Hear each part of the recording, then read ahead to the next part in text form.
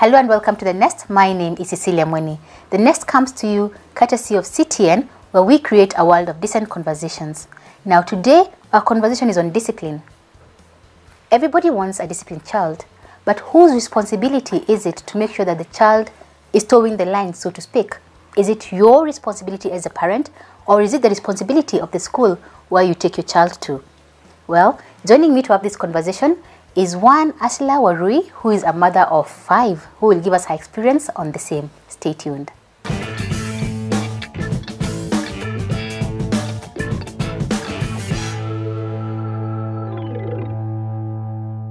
Welcome back to The Nest. Now I'm joined by our guest. I'll let you introduce yourself. Thank you for having me. My name is Asila Warui. I am a mom of 5, 4 boys and 1 girl. Yeah, it's a ride, it's a journey, and it's fun.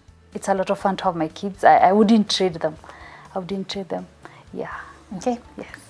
4 boys, 1 girl. Mm-hmm. How do you maintain discipline, especially with 4 boys? I think for me, discipline is key. Discipline is important in our home. I come from a very disciplinarian background. My father was a strict disciplinarian. And my husband as well, his background is also very strictly disciplined. So it comes, I wouldn't want to say it comes naturally, because our children are not us. They're their own individual personalities. My boys are, they're a mix of characters. Also, discipline comes also with the character of the child. There is a place for spanking, there's a place for timeout, there's a place for strongly speaking to the child, because all 4 of them are different. There are different stages in life also. There's one who's preteen, there's one who's still a young child, who's still a young baby, really a toddler. So the discipline varies according to the season of life in which that child is in. So I can't say that because they are boys, they are harder to discipline than the girls. My girl is not way older. She's still very young. But I've had to walk the tough road with discipline. They push you more because you're their mom. At least for me, because I'm mom, they push me more. So I found myself having to discipline stronger. And maybe the disciplinarian in the house, but when it calls for it, my husband takes it up. I mean, really takes it up and takes it up hard. So I cannot complain that we are on 2 different planes of discipline in the house. We're on the same page. We both take discipline very seriously, because it reflects, we are growing. We're not just growing young boys, we are growing men.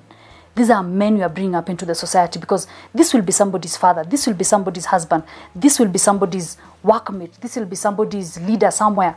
True. If I don't discipline in my house, let me not expect my son to grow up and be a disciplined leader or be a disciplined husband. I mean, yeah. I can already see it even from your facial expression. Your eyes, I'm like, bas. Mom has said we do it. Yes, it's critical. It's critical. And I strongly believe, because I love the Lord and we are born again at home, we believe in not sparing the rod. Okay. We believe in not sparing the rod. That's what works for us. So when it comes to whose responsibility is it, from what I'm getting from you, it's the parents' responsibility. Correct. But our kids spend most of their time in school. You know, so where do we draw the line? You know, because you've said the spank never leaves the home at that time, you know. Yep. So where do we draw the line now that we've been told it's illegal to spank in schools? You know, where do we draw the line between the discipline that is going to happen in school and discipline happening at home? Discipline happening at home and in school works best if I cooperate with the teachers for my sons or my children. We have constant communication with the teachers. How is this guy doing? What did he do today? What happened? The teacher knows she can reach me, or the teacher knows he can reach me, because we are both growing this child together. We are growing this young man together. So if I don't cooperate with the teacher, I'll never know what happens in school. He'll come home and say, I don't have homework. And I'll be like, okay. I just sign the diary and story goes like that. Then when I go for parent-teacher meeting, Mama so-and-so, your son has not been doing homework. What do you mean? You see, that line of communication has to stay open. When the teacher has to discipline him in school, I need to know. It's important that I know that, yes, I will discipline Sam or I'll discipline Aaron because 1, 2, 3 things, but I have to keep that line live and open. Why? I care for my kids. I care for my children. I am concerned for their welfare, both at home and in school. And I can walk into the school and say, I'd like to speak to teacher so-and-so. I have concerns about this and that. So for me, it's keeping that line open between me and the teacher, keeping it live and letting my children know that I will speak to your teacher and I will know. So I don't want to encourage you to hide when there's a problem. Feel free to speak to teacher, feel free to speak to me, because if you speak to the teacher will let me know. If you speak to me, I will let the teacher know that this is happening. There was a time, if I can give an example, there was a time when one of my sons was being bullied in school. So I could see the boy cowering as he's walking, just slouching as he's moving. And I was like, hey, there's a problem. So I speak to the teacher and she tells me, I'll find out.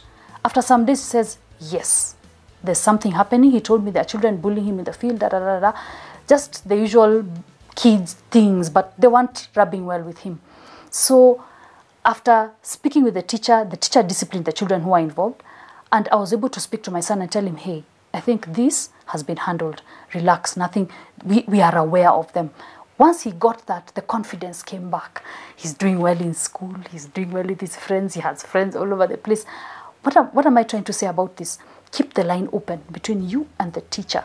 That's the only way to know what's going on in school. Yeah, they spend 8 hours of the day, man, in school. True. It's important. That's why I was asking whose responsibility is it anyway. And then I'm thinking again, I think what you're doing is a very good thing. I mean, being in touch with the school and also being the disciplinarian in the home. So you get to like balance the two of them. But I'm thinking in today's system where we have over 100 children in schools, you know, when does that teacher get to actually look at your boy? You know, and from what I'm hearing from you, it seems as though your children go to a smaller, like a smaller kind of classroom. In terms of numbers, yes, you know, it's not like the public schools where they've got over 200 children in a class. I hear you. You know, so how do we then ensure that these children grow up in discipline, despite all this, you know, the unfavorable conditions, first of all, in the school? Yeah. You know?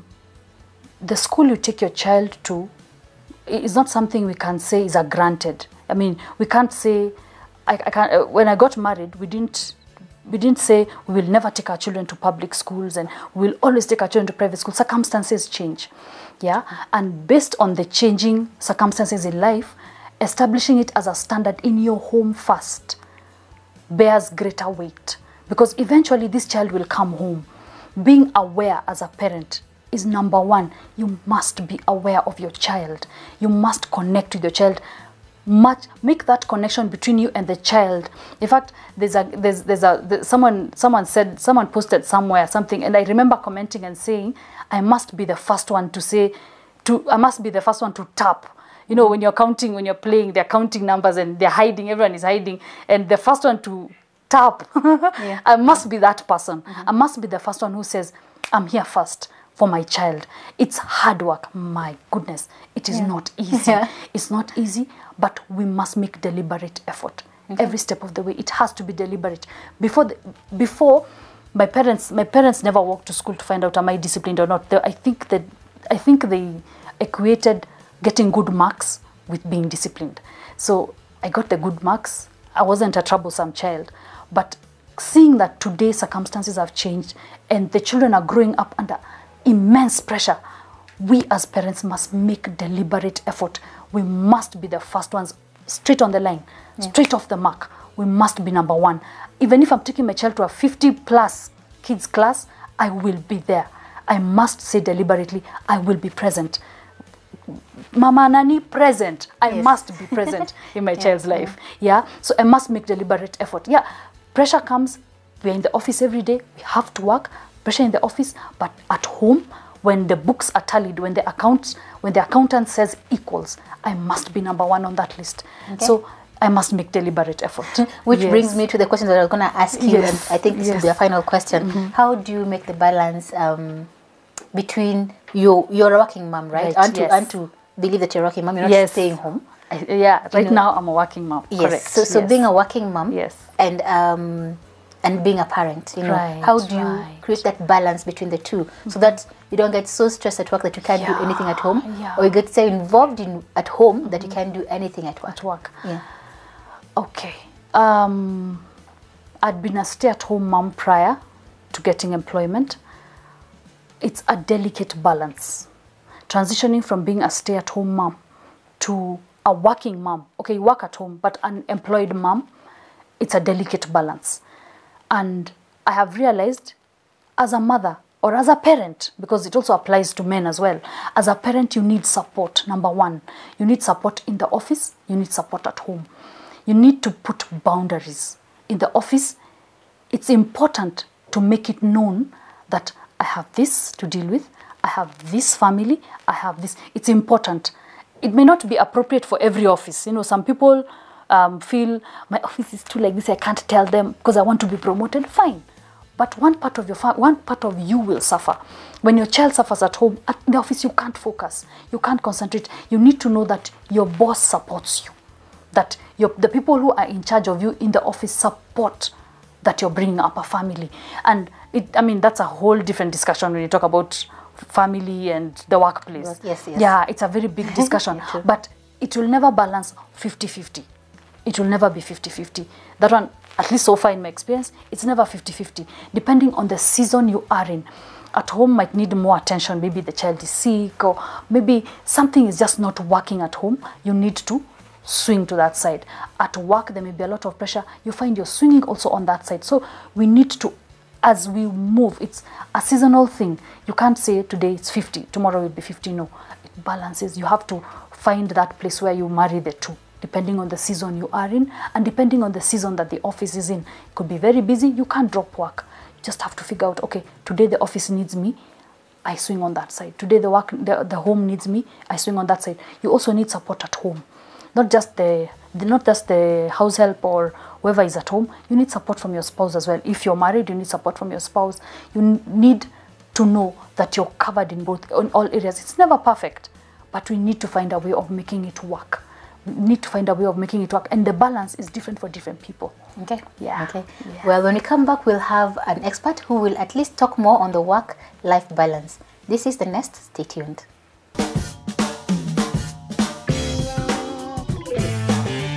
Children develop through human-to-human interaction. Thank you. So, to all parents who think that a child is gaining a lot by watching TV or by, as in playing a game or listening to music, not really.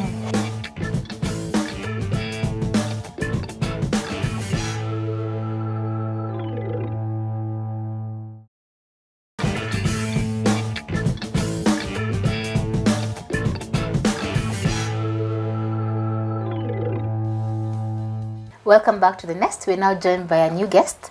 Her name is Lucy Mwakaba. Yes. And she'll be telling us exactly what she does. Okay.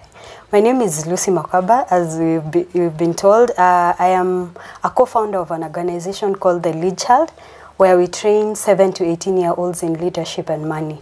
I'm also a mother to 2 beautiful girls, and I'm glad to be here. Okay. Yeah. Karibu sana. Thank you. Now, just before we went on break, I was talking to Asla, and I was asking her, she's got 5 children. Yes. And she's got to discipline all 5 of them. Yes. I've just been wondering, is there different ways of disciplining children, or do you apply the same method for all the children? Now, first of all, I applaud her. Having 5 children is no mean feat. You can't have a uniform way of disciplining. Okay, 5 children. I have two of my own, and one of the things that I would tell you is children are very different. One will have a character where they are very easy to get along with. Another one may be very different. So when it comes to discipline, you have to not necessarily apply the same thing to all the kids.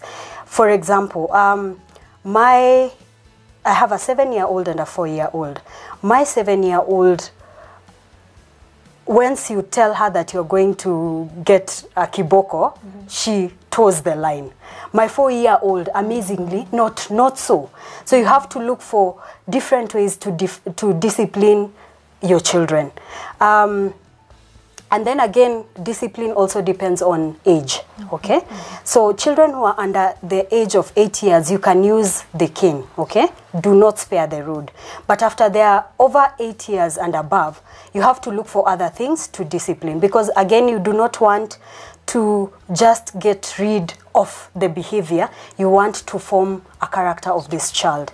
So how do you ensure that you are developing a character of this child, and it's not that you're just saying, I want to get rid of this habit. You get? So there are many things that will inform how you discipline your child. Okay, so let me ask for, you said the 7-year-old is easier to cane, yes, but the 4-year-old, so what do you do with the 4-year-old now that you can't cane? I still cane her, okay? I still cane her, but there's a lot more on talking, okay? Like telling her, if, for example, you do this, I'll not be able to give, you know, the withholding of privileges. And when I say withholding privileges, I am not talking necessarily about, because many people will talk about, you know, not giving them the phone to play with or not allowing them to watch television. That's not what I'm talking about, because in my household there are rules, and the rules apply, like, really they have no business being on the phone, okay? They are still very young. So it can't be phone, it can't be television, but it could be me telling her that you will not go outside to play, okay? So that is something. If it's something that affects the child, they feel the pinch, then it will work. For my 7-year-old as well, apart from just caning her, one of the other things that I do is she really absolutely loves swimming, okay? So the times when, you know, sometimes I'm called in school and I'm told, oh, your girl is doing this or doing that, I'm like, for this week, you're not going for swimming. And that affects her, okay? So looking for something that the child will feel. Don't just put a blanket and say, anything you do wrong, I am going to chapa you. No, you look for other ways that will affect them and help them to reform. Okay. Yes. Okay, well, that's interesting. We're talking about the whole school-home conversation. Yes. And we're asking ourselves, where do you draw the line between where your child learns from? Is it from the school or from the home? Okay, we've established it's the home. Yes. But when it comes to them spending so much time in school and then having over 100 children, you can't quite monitor the activities that your child is doing. Yes. So even when you come and spank or you withhold privilege, you don't know exactly what happens when they go to school. Okay. So how do you, as a parent who probably has got a child in public school, help in the discipline of your child even as they go to school? I think I love what she said. Keep a close, keep almost an open door policy between you and the teacher, okay? Do not allow, I am of the opinion, please, I cannot, when I see a child misbehaving, I will not first of all go to school. I won't. I will come home. Because at the end of the day, the first role models of our children are actually us, parents. Okay, so it's not school, it's from home first. Now, you've given a very awesome example. You've said in a school that has 100 kids. Can you imagine you're expecting a teacher who's handling more than 80 children to take a keen interest on your child? It's very hard. So if you don't start the disciplining from home and keep that conversation with the teacher, let me tell you, many parents say, oh, this school has so many children, how will they know? But it only takes that initiative on your part to go and see the teacher yourself. And you say, I would like you to be observing my child, please. If you see anything happening that is not right, please let me know, okay? And when you go for the parents-teachers meeting, being open and saying the things that you've discovered that are not right in your home.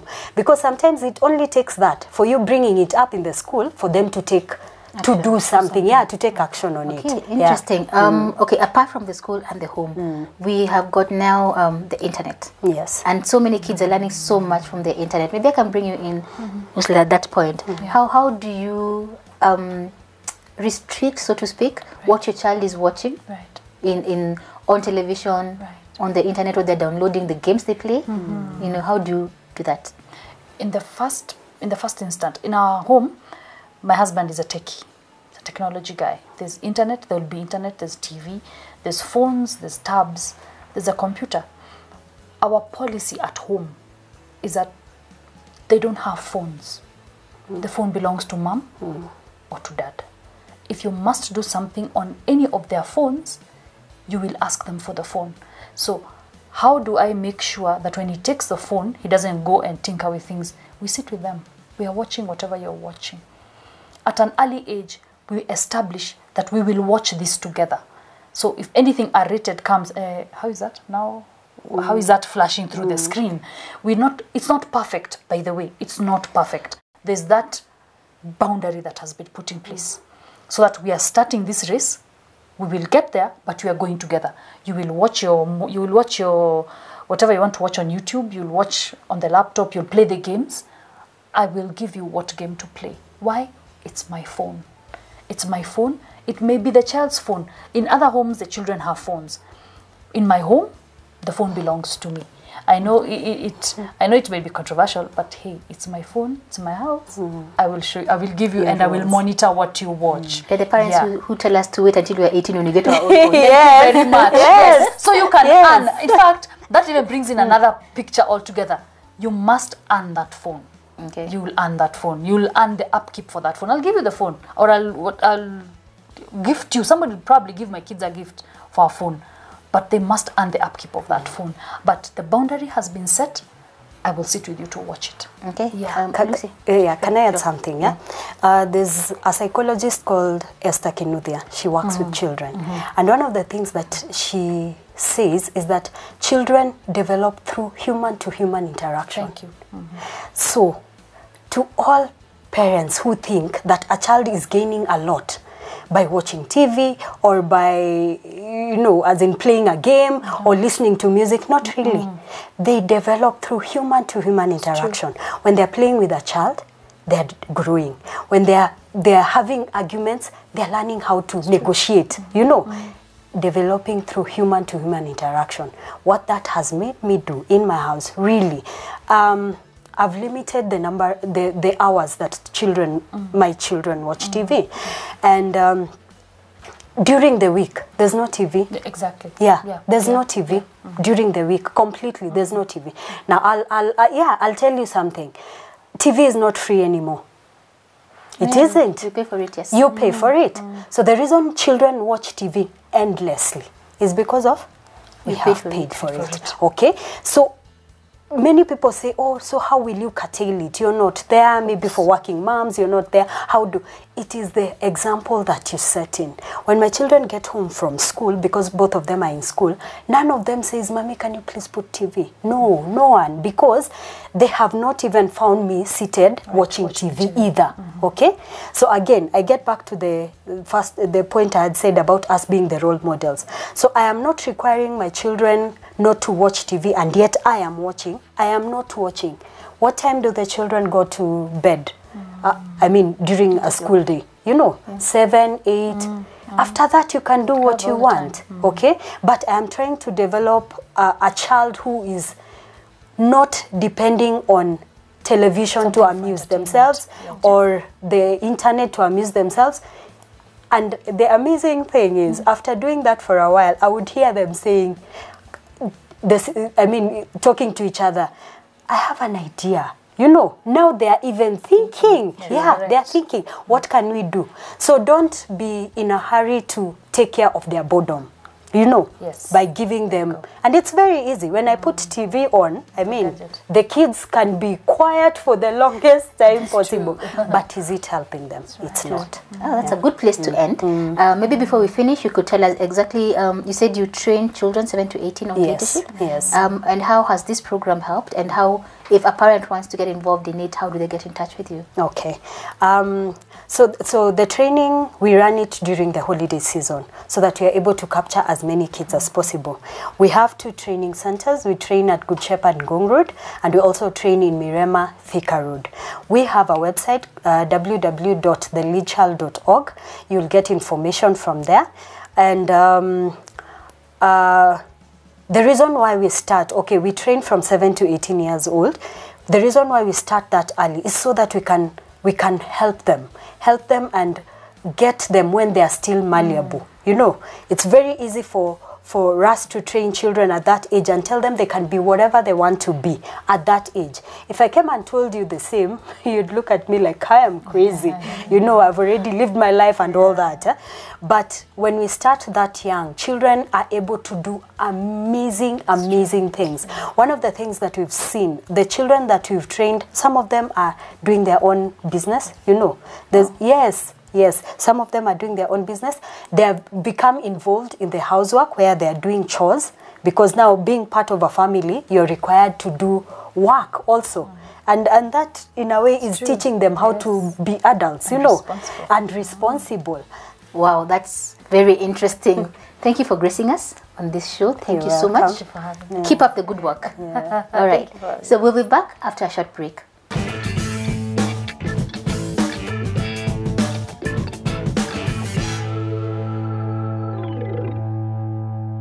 Do you have anything, any baby stuff, let me put it that way, that you'd want to sell or exchange?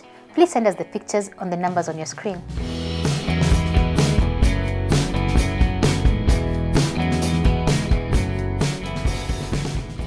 So thank you for joining me on The Nest. Today we're talking about discipline, and I have learned so much. I don't know what you have learned. Why don't you write to us and tell us what you've learned from today's show? Well, my take home is that discipline starts at home. Discipline is a responsibility for the parents and not necessarily the teachers. But parents also need to be in touch with the teachers to learn on their kids' progress. And something else that I found so unique in today's discussion is that children need the human-to-human contact. So every time you give a child a phone or a gadget to play with, you're not helping them in any way. So we need to keep those off and try to interact more with our children. Well, the next comes to you courtesy of CTN, where we create a world of decent conversations. I hope you've learned something today. I'd like to thank my producer, our cameraman, and of course, Eastland Hotel for hosting us. This has been The Nest. My name is Cecilia Mweni. See you next time.